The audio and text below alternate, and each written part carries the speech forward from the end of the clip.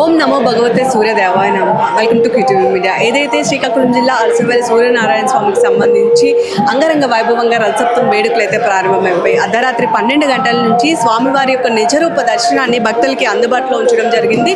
ముఖ్యంగా చూసుకుంటే స్వామివారికి సంబంధించినటువంటి పట్టు వస్త్రాలని ప్రభుత్వం తరపు నుంచి ఈ సంవత్సరం రాష్ట్ర మంత్రి అచ్చెన్నాయుడు గారి దంపతుల చేతుల మీదుగా అందించడం జరిగింది.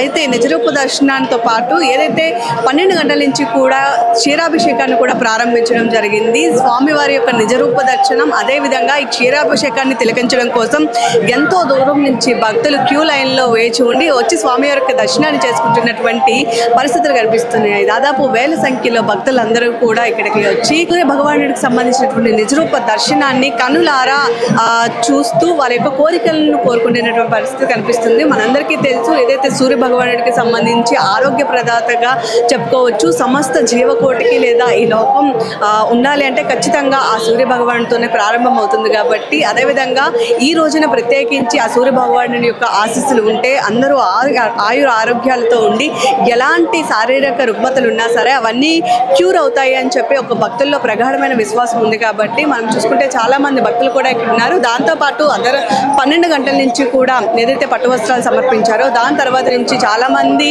విఐపీలు కూడా రావడం జరిగింది. ముఖ్యంగా చూసుకుంటే యూనియన్ మినిస్టర్ రామ్మోహన్ నాయుడు, అదేవిధంగా మ్యూజిక్ డైరెక్టర్ తమన్ గారు, అదేవిధంగా సాయి కుమార్ యొక్క తనయుడు ఆది, అదేవిధంగా ఇంకా చాలా మంది రావడం జరిగింది. అయితే ఇంకొక వైపు మనం చూసుకుంటే స్వామివారికి సంబంధించి దర్శనాల్లో మాత్రం ఎలాంటి ఇబ్బందులు లేకుండా ఈ సంవత్సరం మాత్రం అన్ని ఏర్పాట్లు కూడా పూర్తి చేశారని చెప్పుకోవచ్చు. ఒకవైపు 500 క్యూ లైన్స్, ఇంకొక వైపు చూసుకుంటే విఐపికి సంబంధించినవి, ఇంకొక వైపు మనం చూసుకున్నట్లయితే డోనర్స్, అదేవిధంగా ఉచిత దర్శనాలు ఎక్కడా కూడా ఎవరికి బ్రేక్ లేకుండా వచ్చిన అరగంటలో పాటు హాఫ్ అన్ అవర్లోనే వీళ్ళందరికీ కూడా అయిపోయే విధంగా ఏర్పాట్లు అయితే చేయడం జరిగింది. అయితే ఏర్పాట్లన్నింటినీ కూడా దగ్గరుండి ఎస్పీ మహేశ్వర్ రెడ్డి పర్యవేక్షించడం జరుగుతుంది. ఎక్కడ ఎలాంటి ఇబ్బంది లేకుండా చేస్తున్నారు. ప్రస్తుతం కొంతమంది భక్తులు ఉన్నారు. ఒకసారి అర్థం మాటలు. అమ్మ, ఎక్కడి నుంచి వస్తున్నారు?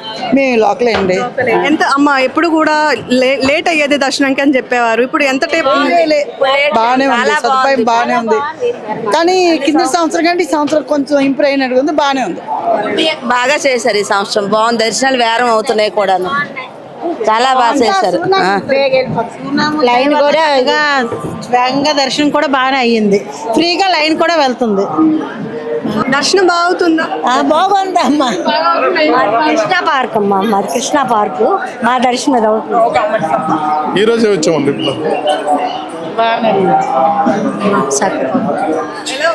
బాగుంది.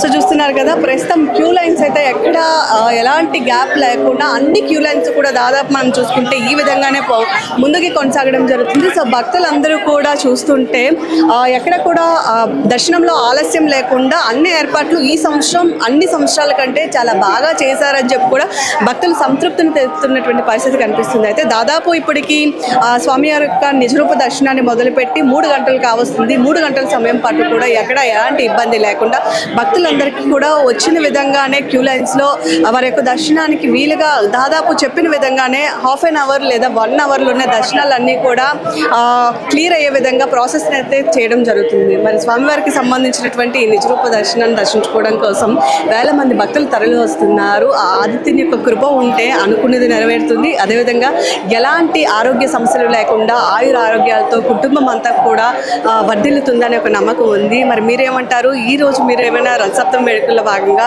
ఆ సూర్య భగవాన్ని దర్శించుకున్నా, లేదు గతంలో ఎప్పుడైనా దర్శించుకున్నా, అప్పటికి ఇప్పటికి సంబంధించినటువంటి ఏర్పాట్ల మీద మీరేమంటారో మీ అభిప్రాయాన్ని కూడా ఖచ్చితంగా కామెంట్ చేయండి. అండ్ ఇలాంటి అప్డేట్స్ కోసం కీప్ వాచింగ్ అవర్ ఛానల్.